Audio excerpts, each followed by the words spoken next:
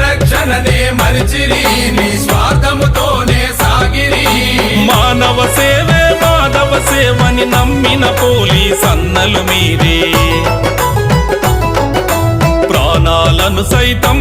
పనంగ పెట్టేవారయ్యా ప్రజాస్వామ్య పరిరక్షణలో నా మీరే ముందయ్యా కంటికి నిదురే కరువాయేమి ఒంటికి అలసట లేదాయే మన రక్షణ కొరకై నిరంతరం మన తెలంగాణ పోలీసేలే